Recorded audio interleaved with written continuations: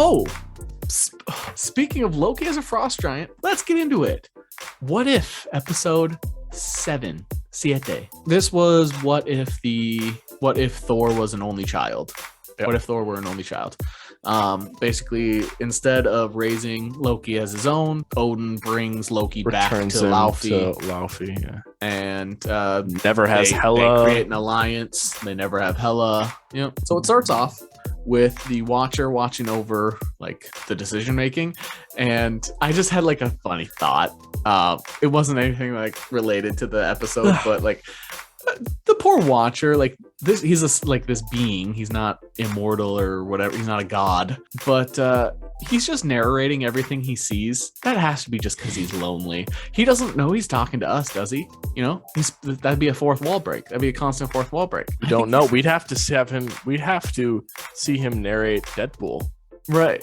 After Loki lets him know that Deadpool is a comic book character. So, I think he's just narrating to himself because he's lonely.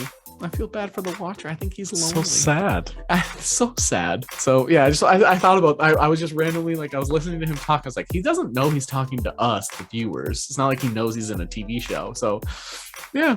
Or does he? Or does he? Because he's watching everything. He's watching us right now. But like, yeah, he's just one viewer. He's just watching us. Yeah, that's one more viewer than we normally get. Yeah, well, that's I just felt bad for him, So anyway, yeah, the episode that happens, and then Odin goes into Odin sleep. Frigga leaves right away because Loki is like waiting, or Thor is like waiting for Odin, like, come on, like fall asleep. Odin falls asleep. Frigga goes, okay, I'm off to my whatever, like basically gonna go hang out with her friends, and she tells Thor he needs to start studying because he's an interim king at this point. And instead, Thor goes, I'm gonna go to the most trashiest, worst planet in the world where even Heimdall can't see, which is Earth. So yeah, he goes to Earth to throw a Party X or whatever. What is that? Is that what it's called? Project X. Yeah. He throws a Project X on Earth where he just throws the biggest party with all different beings from all over. The Warriors 3 are there. Scourge the Executioner's there. Howard the Duck, the Skrulls, Grandmaster, Nebula, Korg, Valkyrie, Drax, Aisha. Those are the golden people you said. Yeah. Rocket, Yondu, Mantis, Topaz. Yeah. They're all there partying in different variations, and it's genuinely just interactions, fun, humor. Yeah, you said Yondu, right? Yeah. Jane and Darcy are there in the desert to try to catch them, but instead they end up in Thor goes to Vegas instead. In this universe, Jane walks in. They're like, oh my god, he's gorgeous. Jane and him hook up. Darcy gets married to Howard the Duck. Very hangover moment for her. Right, hangover / party or Project X. Just, it really has it almost like no. Hey, overall, I said this was like felt like a filler episode, like the most filler episode feeling yet. It really didn't seem to have there's a couple like what if moments, like what if this happened instead, like what if Loki was brought back. And what if Captain Marvel could beat Thor's ass? Would beat Thor's ass? Right. Yeah, that was a couple what ifs. Otherwise, it was just felt like a for fun, lighthearted episode because all the previous 6 episodes have been so much heavier. I think that's what they were doing. After in the morning when everybody's hungover and exhausted, Maria Hill says she's the acting director of S.H.I.E.L.D. instead of Nick Fury because Korg knocked him out. Yeah. Basically, he was Brian Urlacher and hit him and just Ray Lewiston, whatever. No, he didn't die. No, but he's unconscious and was still unconscious.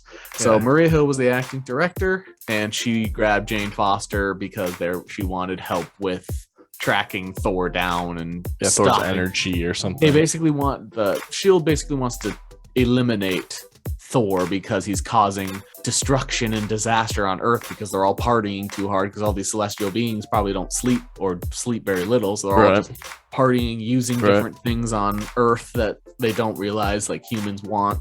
Crossbones is there. Grillo is there. Frank Grillo. Yeah. So he's a good guy. Yeah, he's a good guy because Hydra doesn't exist. So he's there working with Maria Hill. They page Captain Marvel. This is apparently a big enough emergency to call Captain Marvel, but nothing before Thanos was ever an emergency.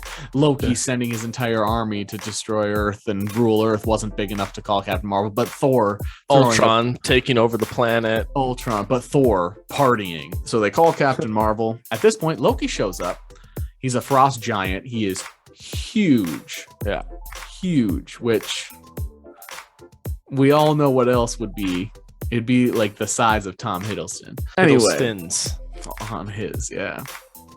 So he shows up while Thor takes the picture with all the gold people, like Aisha. However, then Captain Marvel shows up to fight Thor. Thor gets punched all the way to Paris. Oh wait, no, she gets blunt punched to Paris. Yeah, he hits her. Yeah, then he shows up. Yeah, so he hits her from Paris to Stonehenge, and then Thor knocks Stonehenge over because she seems so protective and he wants to be a little punk about it. Yeah. So he knocks Stonehenge over, which then pisses her off and they start into a fight. She starts winning, but then Thor lays his hammer on top of her and says, "You need to take a time out." Yeah. And then walks away. And then at this time, we see Surtur, who is there partying with everybody, not being a bad person, like just hitting on the Statue of Liberty and partying with all the Frost Giants. The Frost Giants are tearing apart a Ferris wheel, and Surtur cuts off the arm of the Statue of Liberty. He's like magma.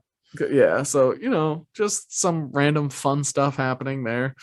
So Jane, they decide. So Shield decides, like, Captain Marvel, what the heck? You're supposed to be. Fury says you're the most powerful being in the universe, and Captain Marvel says she was holding back because she doesn't think Thor is worth blowing up, and she doesn't want to hurt the civilization around casualties. So they decide, bring him to the Mojave Desert and kill him there, which I think is very extreme. He's partying. Send him home. Anyway, because one thing I liked is the callback to when people told Brie Larson she needs to smile more. Yeah, and then she Thor put all the smile more. Yeah, she put all the smiles on like Iron Man and Cap and Doctor Strange. So I thought that was a funny callback, that he's like, "You need to relax and smile more," and then she's just like, right, she doesn't smile. Yeah. But anyway, she does. So Jane calls Frigga because they're going to follow through with this plan. Frigga decides to show up, and because Thor is on the he has like this call with Frigga, and Captain Marvel, when she was going to kill him, sees this call and sees he's talking to his mom, and he's like, "Oh no!" He's like a teenager, like getting in trouble. Like, I wasn't going to party, and I partied. And then she gets mad. Don't. And he's like, "Help me, please! Like, help me pick up. It's my mother." And then Marvel just leaves him. Thor runs to where everybody's partying, asks everybody to help him clean up, and they all basically say no until he goes, and then he flies into the air, channels Odin, yells at them saying Frigga's coming, and they're all like, "Oh, Frigga's coming, no. Mom's coming."